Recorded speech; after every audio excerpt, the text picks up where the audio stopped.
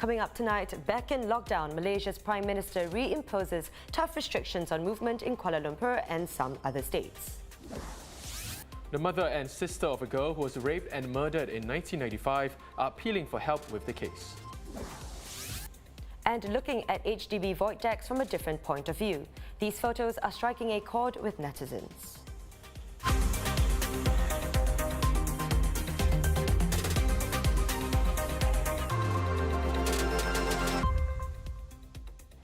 This is the Straits Times Newsnight. I'm Chow Suen. I'm Dylan Ang. Happy Monday, everyone. It's official. Starting midnight on Wednesday, Malaysia's capital Kuala Lumpur will go back into a strict lockdown as the country battles a huge spike in COVID-19 cases. The movement control order banning social activities and gatherings will be in place for 2 weeks until January 26. And it will not just be in KL. The MCO will apply to 5 states: Malacca, Johor, Penang, Selangor, Sabah, and the Federal Territories of Putrajaya and Labuan. In an address to the nation this evening, Prime Minister Muhyiddin Yassin explained the need for the tougher restrictions. The situation today is indeed very alarming. Our healthcare system is under tremendous pressure now than at any other time since the start of the pandemic. And I've said before, unprecedented situations call for unprecedented measures. Besides the MCO for 5 states and the Federal Territories, Pahang, Perak, Negeri Sembilan, Kedah, Terengganu and Kelantan will be placed under the less stringent conditional MCO, while Perlis and Sarawak will be placed under the recovery phase of the MCO. The Straits Times Malaysia Bureau Chief tells us whether it's the MCO, CMCO or RMCO, the new restrictions should come as no surprise after a third wave of the infections hit Malaysia hard. I think many Malaysians saw this coming when numbers started to spike from a few hundred to 1,000 to 2,000, and last week we went past 3,000 in one day. A lot of people started talking about whether further restrictions would be reimposed. Now, there was also word leaking out from official sources that the Health Ministry had recommended returning to what we call an MCO. And this was subsequently confirmed, and we know that Prime Minister this evening announced that 5 states and all federal territories will return to an MCO. So it didn't really come as a surprise. In fact, many people were waiting for the announcement and were basically saying, if they're going to do it, why don't you just tell us earlier? Because a lot of people were expecting something to happen at the end of last week. And some Malaysians were quite upset. They had to wait till Monday to find out what was really going to happen. The government, Muhyiddin's government, earlier on has been credited with doing a good job of handling the crisis. Numbers went down to single digits in June, in July for several months, but then it started spiking up again. I think there was a point where 9 out of every 10 Malaysians polled said the government was handling the crisis very well. I'm not sure if you polled Malaysians now that you would get such high approval of the handling. But that said, I think Muhyiddin was left with no choice. He had to reimpose the MCO, not simply because of the numbers, but because, as he said, our healthcare system is under strain. We have something like 28,000 beds that are set aside for COVID-19, and as of yesterday, 27,000 were occupied. So we are very close to the brink, and if you can't bring the number of active cases down, then we're going to end up in a situation where patients can't be admitted to hospital, and that would definitely increase the death toll. The latest measures come as 2 members of PM Muhyiddin's cabinet tested positive for the coronavirus. Minister for Women, Family and Community Development, Rina Harun, was admitted to a hospital today, while Economic Affairs Minister Mustafa Muhammad was hospitalized on Saturday, 3 days after he attended a meeting which was also attended by the PM. Ahead of the announcement, Malaysians rushed to stock up on essential supplies, forming long queues outside supermarkets. Items such as toilet rolls and vegetables were said to be sold out at some shops. Several ministers urged shoppers not to panic buy, assuring them that food supplies were adequate in the country. On the home front, the home team here in Singapore will be progressively vaccinated against COVID-19 in the coming weeks, starting today with 80 officers involved in frontline healthcare operations.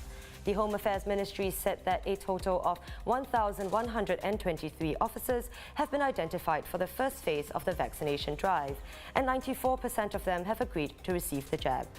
These include the Singapore Civil Defence Forces Emergency Medical Services paramedics who come into close contact daily with the members of the public. SCDF EMS will continue to respond to suspected COVID-19 cases in full PPE, regardless whether they have been vaccinated. This additional precautionary measure provides both EMS officers and the members of public the assurance that safety against COVID-19 remains our top priority. Also today, 50 staff from Rensi Bukit Batok received their shots against COVID-19, making it the first nursing home in the community care sector to start inoculations as part of Singapore's nationwide vaccination effort. Staff in Rensi's other nursing home at Ang Mo Kio, as well as its community hospital, will be vaccinated in the coming weeks.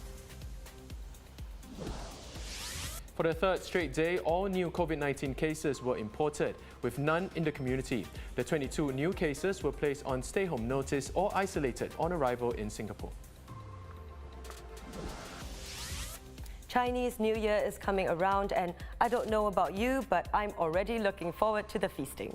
But as with everything else, this year's CNY is going to look quite different than before.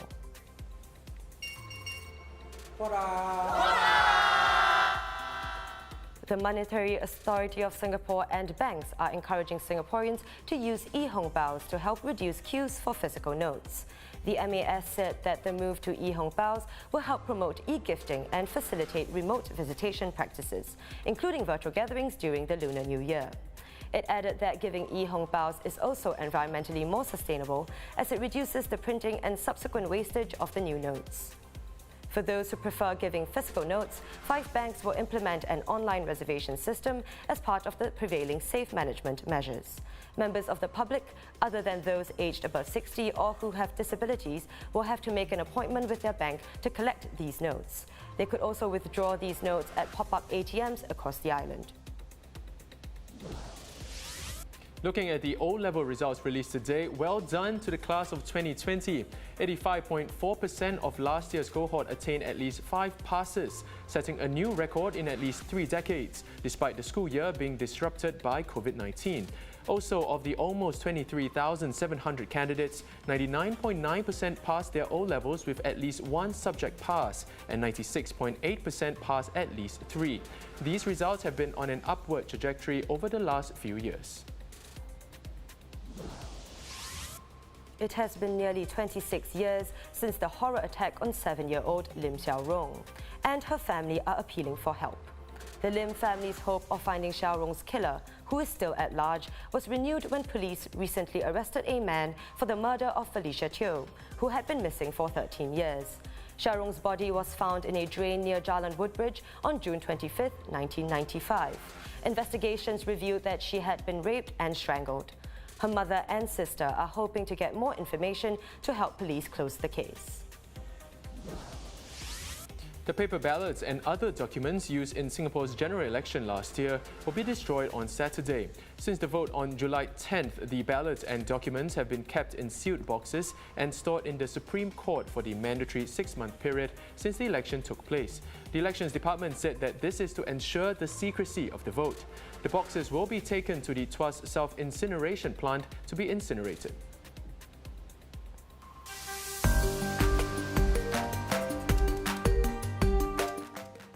What's trending today? This image behind us of Vogue's February cover featuring US Vice President-elect Kamala Harris leaked online, causing quite the stir. The shot featuring the country's soon-to-be number 2 leader in casual clothing and wearing Converse Chuck Taylor sneakers. But it was not an image agreed upon by her team and has been met with anger online from netizens who feel that the magazine has disrespected Ms. Harris, who is the country's first female Indian-Jamaican vice president.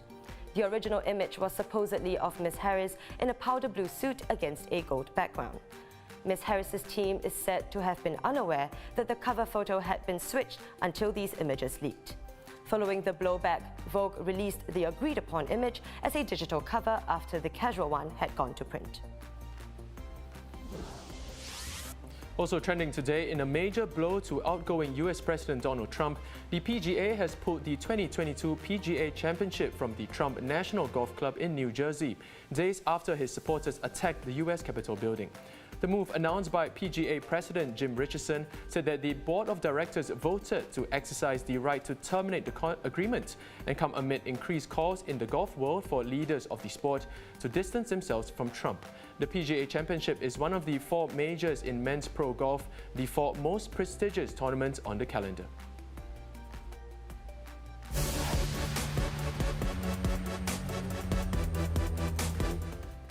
And before we go, some overdue appreciation for the old school tables at void decks before they're gone.